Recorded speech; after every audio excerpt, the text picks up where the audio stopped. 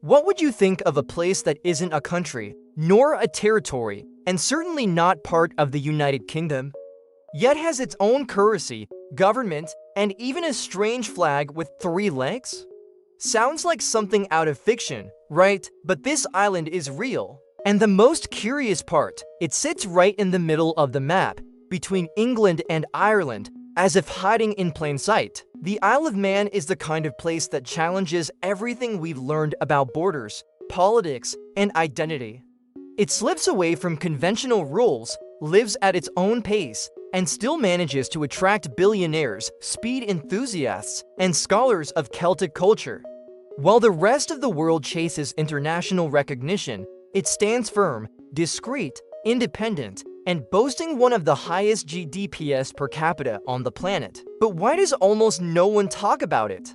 Why do so many important things happen there, and yet so few people can explain what the Isle of Man actually is today? You're going to find out. And get ready, this deep dive will change the way you see not just this island, but the very concept of a nation itself. Picture a spot on the map that seems forgotten, yet holds stories most people have never heard. The Isle of Man sits there, right in the middle of the Irish Sea, as if it had been carefully placed between 2 giants, England and Ireland. From London, it's about 31 nautical miles away. From the Irish side, just over 50, a strategic position that, on its own, is already intriguing. This curious location has made the island something like a piece on the board of European history, always there, but never fully part of the game. It's close enough to matter, yet far enough to keep its identity intact. If you set off from Liverpool, for example, you can reach the capital, Douglas, in just a few hours by ferry. That makes the island both accessible and mysterious, like a secret hiding in plain sight. Now, imagine what it means to live between 2 such distinct cultures, sipping English tea and enjoying Irish hospitality, yet keeping a unique essence all its own. It's no surprise that anyone trying to understand this place ends up asking the same question. So, what exactly is the Isle of Man? And that's when the mystery starts to take on far more interesting shapes. When we talk about countries, territories, and colonies, we usually expect everything to fit neatly into clear categories. But the Isle of Man doesn't fit into any of those boxes. It's not part of the United Kingdom, not an independent country, and not an overseas territory. And this isn't some diplomatic oversight, it's both strategy and history. Officially, it's a British Crown Dependency, one of 3 that exist alongside Jersey and Guernsey. But what does that actually mean? It means the island is self-governing, with its own constitution, laws, and parliament. The famous Tynwald, considered the oldest continuously operating parliament in the world. However, the United Kingdom still handles its defense and international relations. It's a bit like a luxury tenant, living independently, paying its own bills, but with the landlord still in charge of keeping the gates secure. This unusual status might seem confusing, but it's exactly what keeps the island's identity alive. Free from being forced to follow Westminster's decisions, the Isle of Man can shape itself according to its own interests, which helps explain why Isle of Man Explained is a recurring search among curious minds and scholars around the globe, and that only deepens the mystery. The Isle of Man may look small on the map, but when it comes to autonomy, it plays in the big leagues. With its own bicameral parliament, the Tynwald, it creates, repeals, and adapts laws according to local needs, without relying on the British Parliament. And here's the curious part. King Charles III even holds the title of Lord of Man, but his role there is purely symbolic. The real power lies in the hands of the locals. It's a bit like a family business that grew so much it now makes its own decisions, even though a bigger partner still keeps an eye on things. The Isle of Man charts its own political course, runs its own healthcare and education systems, and even decides its own tax policy, and that freedom is one of the reasons why the topic Isle of Man tax haven draws so much attention. Oh, and just to be clear, despite its close ties to the British Crown, it's not part of the Commonwealth, NATO, or the European Union, which means that while the United Kingdom was tangled up in Brexit, the Isle of Man simply watched, like someone peeking out the window at a neighbor's domestic argument. But don't think that leaves it isolated. On the contrary, this unique position lays fertile ground for shaping its future decisions. So why isn't the Isle of Man, with its own government, local currency, and independent laws, considered a country? The answer lies between the lines of diplomacy. Legally, it doesn't have full sovereignty. And while it operates almost like a nation-state, it lacks the most crucial element, international recognition as one. Culturally, this creates a sense of ambiguous belonging. Many Manx, as the locals are called, feel distinct from both the British and the Irish, yet not exactly independent either. It's like living in a rented house where you choose the furniture, paint the walls, but still have to ask permission to build a swimming pool. This ambiguity fuels the fascination with the Isle of Man explained topic, because everything about it seems to live in between. Politically, the United Kingdom prefers to keep things as they are. Recognizing the island's independence could set a precedent for other regions, like Scotland or Wales, which, let's be honest, would be a geopolitical knot. And so, the Isle of Man remains in this diplomatic limbo, as if it has one foot in the world and the other. Well, also in the world, but in a parallel universe. And this peculiar position becomes even more powerful when we look at its strategic value. The Isle of Man's location isn't just curious, it's a real ace up its sleeve. Sitting between two powerful countries in the heart of the Irish Sea is like living on a quiet lane between two busy buildings. In times of war, for instance, that natural isolation offered protection. The island was hard to reach, hard to control, and for that very reason it remained untouched by many of the great invasions that shaped Europe. It's no exaggeration to say its geography worked as a natural shield. With no land borders and just the right distance from both England and Ireland, taking control of the island was a costly logistical mission. It's a textbook example of how geography can be an ally of politics, a principle that still guides military and economic strategy around the world today. This strategic position also helps shape the island's identity. It watches the world from a distance without isolating itself. It's close, yet it doesn't blend in. And perhaps that's why the topic of a British Crown dependency is so fascinating to analysts and travelers alike. There's a certain charm in a place that stays relevant without needing to draw attention. And in this reserved space between nations, a small population keeps a singular culture alive. With around 85,000 inhabitants, the Isle of Man has a population that could fit entirely inside a large football stadium. But despite the modest number, the island is densely populated, about 386 people per square mile, similar to China's population density. This creates a curious balance between urban life and nature, especially in places like Douglas, the capital, which alone is home to around 27,000 people. Douglas, in fact, is more than just an urban center. It's the beating heart of the island where banks, casinos, tech companies, and cafes share space with sea views. It's the kind of place where you can sip a handcrafted cappuccino while watching a motorcycle from the Isle of Man TT race speed past on the horizon. A scene that blends tradition, modernity, and a touch of adrenaline. Yet despite this density, the island keeps a relaxed pace.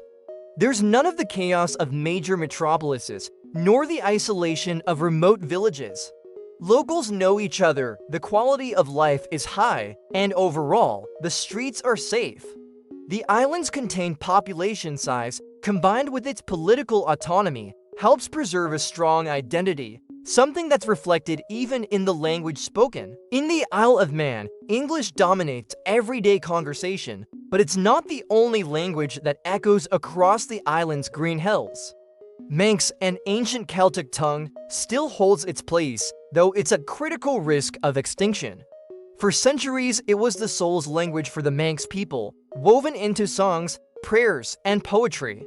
Today, despite having few native speakers, there's a growing movement to keep this heritage alive. This cultural revival carries a poetic touch.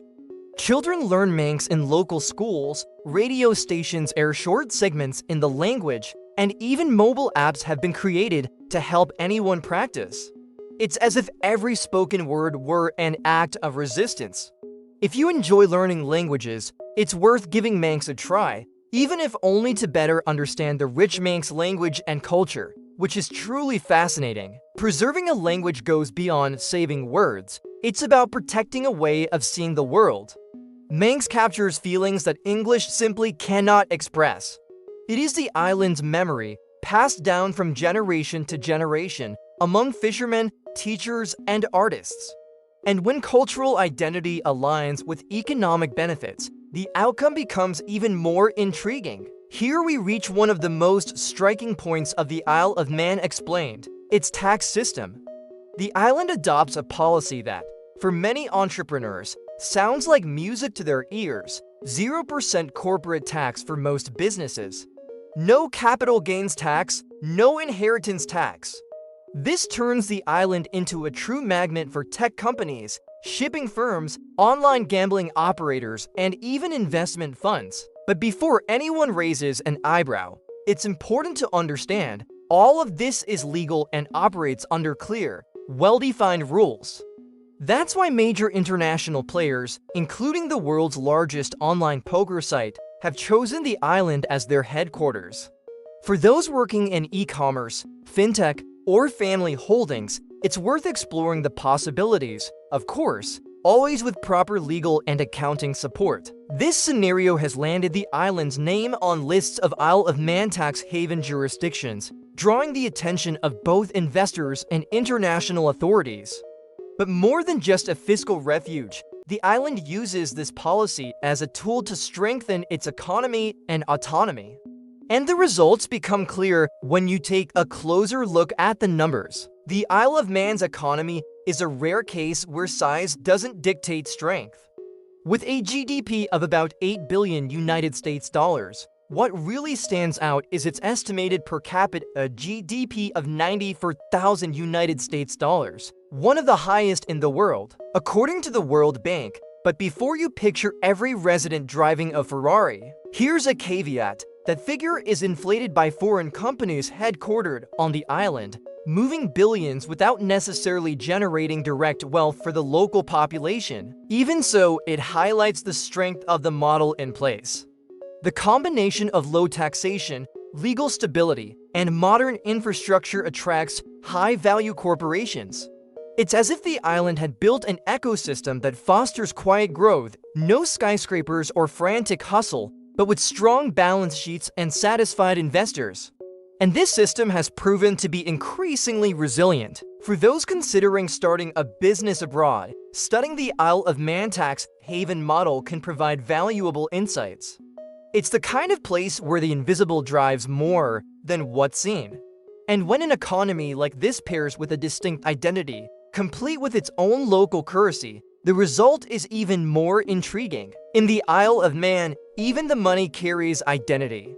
The island has its own currency, the Manx pound, which, while equal in value to the British pound sterling, features its own unique banknotes and coins decorated with local symbols, animals, and historical figures.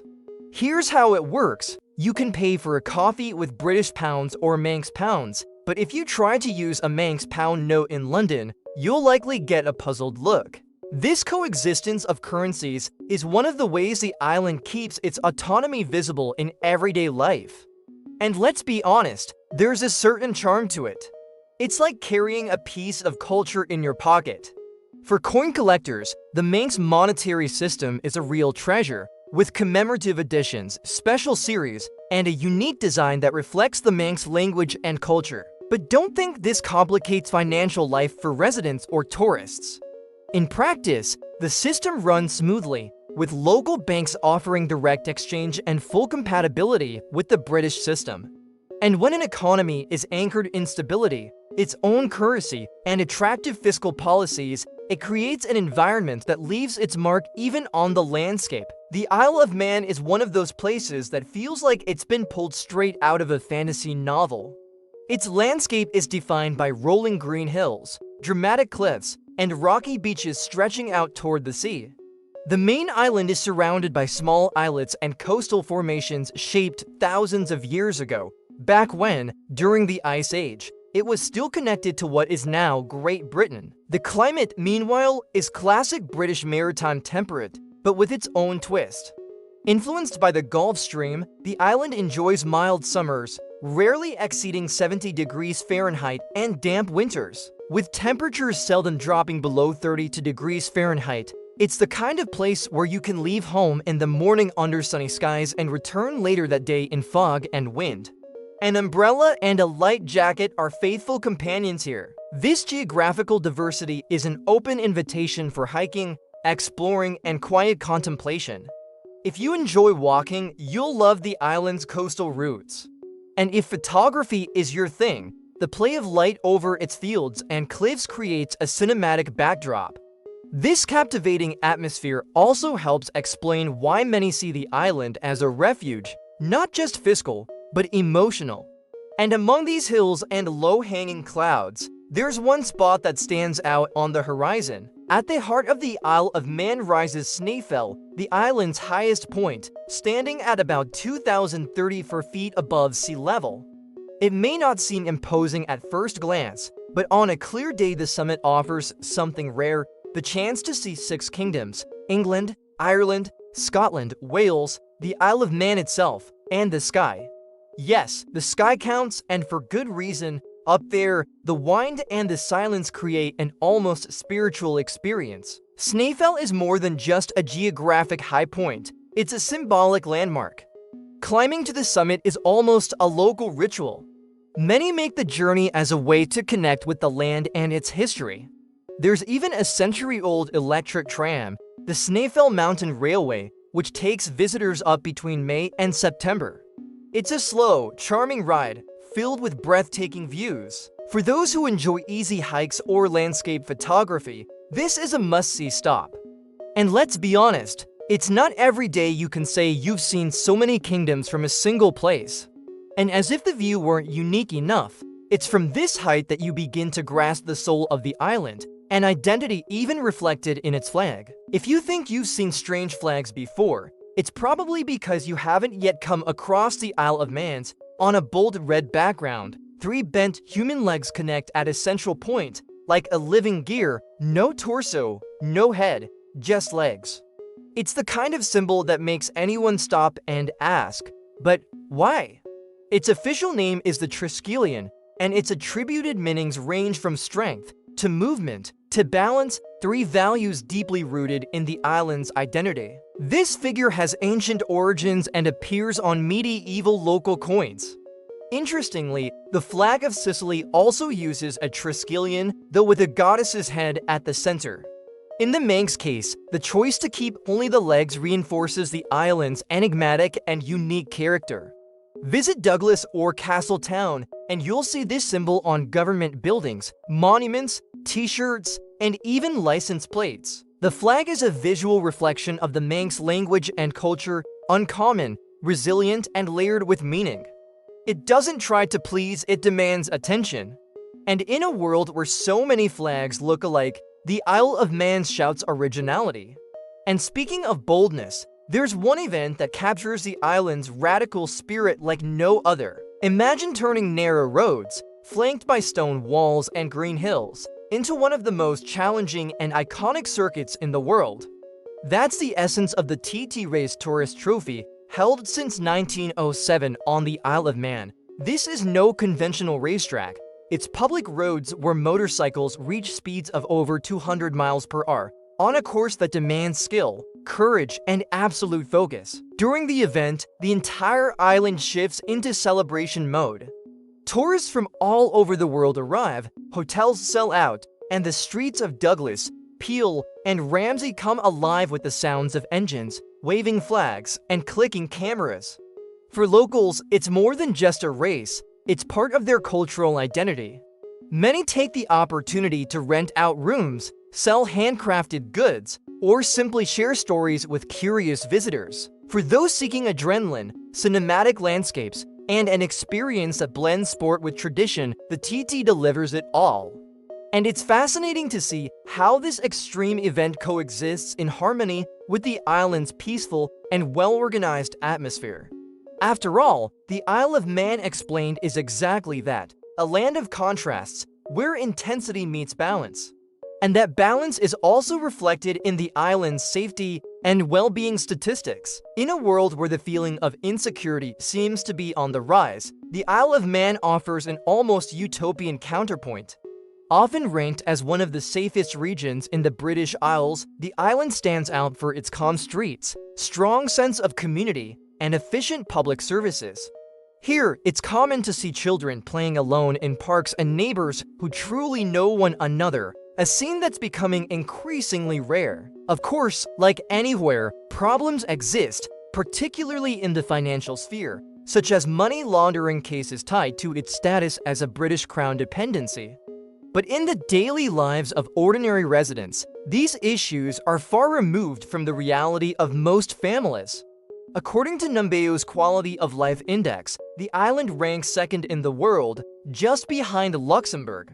And while such numbers should be read with caution, they clearly point to a trend of stability and well-being.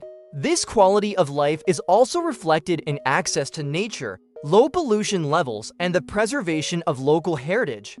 It's as if the Manx language and culture were embedded in the way residents live, respect, and care for their land. But what about the essential pillars of any society, healthcare and education? That's where another curious aspect of the island's autonomy comes into play. When it comes to autonomy, the Isle of Man takes it seriously, including in the way it cares for its citizens. Both healthcare and education are managed locally, with their own systems separate from the British model.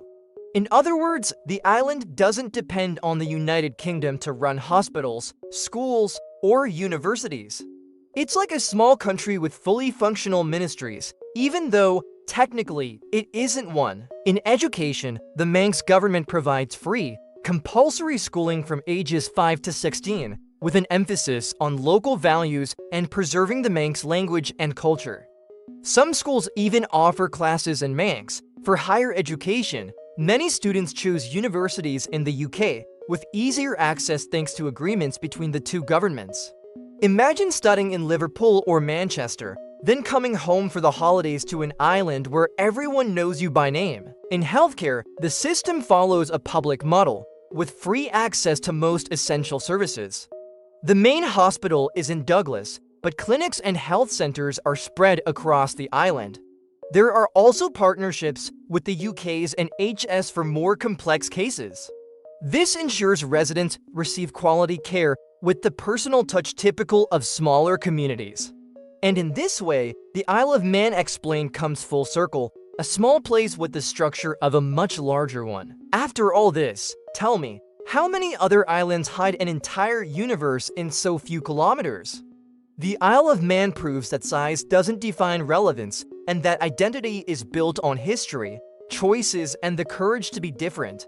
Now that you've discovered this secret between England and Ireland, tell me, would you like to visit this island? Maybe it's time to look at the world with more curiosity, to question what seems obvious.